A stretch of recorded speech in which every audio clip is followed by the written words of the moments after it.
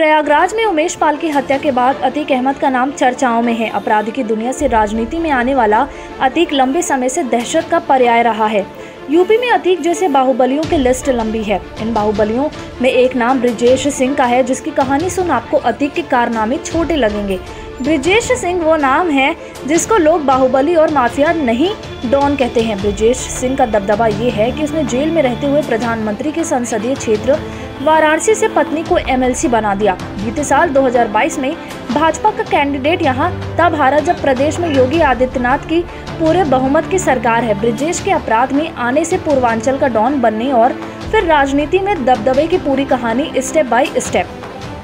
80 के दशक में वाराणसी के धौरहरा गांव में रहने वाले ब्रिजेश सिंह बीएससी कर रहे थे। सिंचाई विभाग में कर्मचारी में रविंद्रनाथ सिंह का गांव के पांचों से जमीन को लेकर झगड़ा हुआ और उनकी हत्या कर दी गई। 1984 में पिता की हत्या के बाद ब्रिजेश ने पढ़ाई छोड़ी और हथियार उठा लिए। ब्रिजेश की उम्र तब 20 से 21 साल की रही होगी। साल 1985 में ब्रिजेश सिंह एक शॉल लेकर गांव के अपने दुश्मन पांचू के घर पहुंचे। पांचू के पिता घर के बाहर ही बैठे थे। झुककर उनके पैर छुए और शॉल उड़ाया। अगले ही पल गन निकाली और पांचू के पिता को छलनी कर दिया। ये हत्या करने का एक अलग ही स्टाइल था जो उस वक्त 20-21 साल के ब्रिजेश ने अपनाया था। पांचू के पिता की हत्या कर ब्रिजेश सिंह फरार हो गया। 1986 में चंदौली जिले के सिकरौरा गांव में एक भयंकर हत्याकांड हुआ। गांव के पूर्व प्रधान रामचंद्र यादव समेत 6 लोगों की गोलियों से भूनकर हत्या कर दी गई। हत्याकांड में ब्रिजेश का नाम आया और उसको पुलिस ने पकड़ भी लिया। ब्रिजेश को गोली लगी थी, ऐसे में इलाज के लिए अस्पताल में भर्ती कराया। ब्रिजेश ठीक होता और पुलिस उसे जेल भेजती, इससे पहले ही वो अस्पताल से फरार हो गया। अस्पताल से फरार ब्रिजेश ने इसके बाद उस वारदात को अंजाम दिया जिसने पूर्वांचल ही नहीं पूरे यूपी में सनसनी फैला दी। ब्रिजेश पर अपने गाँव के प्रधान रघुनाथ की हत्या का आरोप लगा। रघुनाथ पर भरी कचहरी में AK-47 से गोलियां बरसाई गईं। कचहरी में AK-47 के इस्तेमाल ने पूरे प्रदेश को हिलाकर रख दिया। इस घटना के बाद ब्रिजेश के गांव के विरोधी गैंग के पांचू को पुलिस ने मार गिराया। पांचू का परिवार अब ब्रिजेश का सामना करने की स्थिति में नहीं बचा था। अब ब्रिजेश वाराणसी ही नहीं पूर्वांचल में दहशत का पर्याय बन गया था। उसके इशारे पर अब तमाम ठेके छूटने लगे थे। ब्रिजेश का अपराध का कारोबार पूर्वांचल तक सीमित नहीं रहा, उसको अब यूपी का डॉन कहा जाने लगा था। उसका नाम 90 के दशक में मुंबई के अंडरवर्ल्ड से लेकर झारखंड की कोयला खदानों से अवैध खनन तक में आया। महाराष्ट्र में तो उस पर मकोका तक लग गया। 90 के दशक में ब्रिजेश पूर्वांचल का एकमात्र डॉन बनने की तरफ बढ़ रहा था। इसमें उसके सामने आया मऊ विधायक मुख्तार अंसारी और ब्रिजेश के बीच दुश्मनी शुरू हुई। दोनों के गैंग के बीच कई हत्याएं हुई जिसमें दोनों के कई करीबी मारे गए। ब्रिजेश और मुख्तार दोनों ही राजनीति की तरफ गए। एक तरफ मुख्तार मऊ से विधायक बन चुके थे तो दूसरी ओर पुलिस रिकॉर्ड में फरार चल रहे ब्रिजेश ने बड़े भाई उदयनाथ सिंह को राजनीति में उतारा।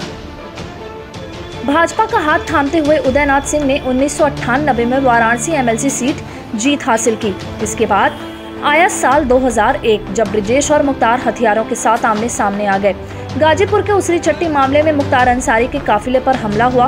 हमले का आरोप लगा ब्रिजेश सिंह पर।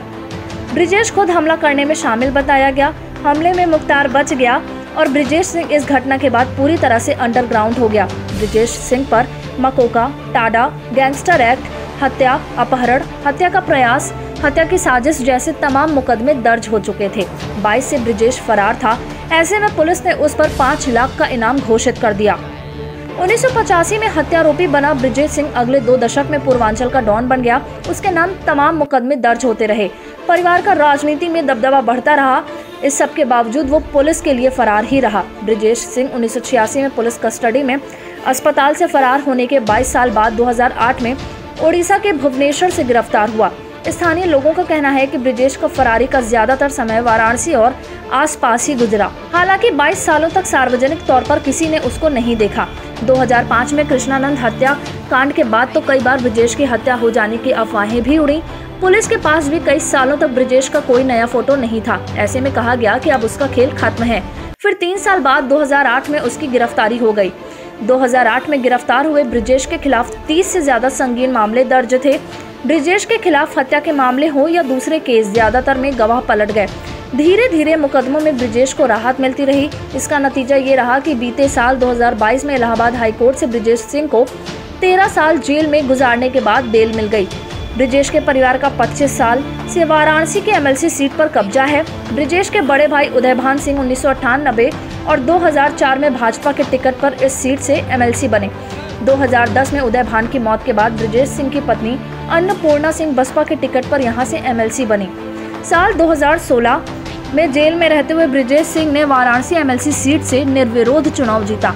इस चुनाव में उनके खिलाफ किसी पार्टी ने कैंडिडेट नहीं उतारा। इसके बाद 2022 में उन्होंने जेल में रहते हुए ही भाजपा कैंडिडेट को हराकर पत्नी अन्नपूर्णा सिंह को वाराणसी सीट से एमएलसी बनवा दिया। ब्रिजेश सिंह की पत्नी एमएलसी हैं तो उनका भतीजा सुशील सिंह 2007 के बाद से लगातार चौथी बार भाजपा से विधायक है। सुशील 2007 और 2012 में चंदौली की धन्नापुर तो 2017 और 2022 में सैयद राजा सीट से विधायक चुने जा चुके हैं।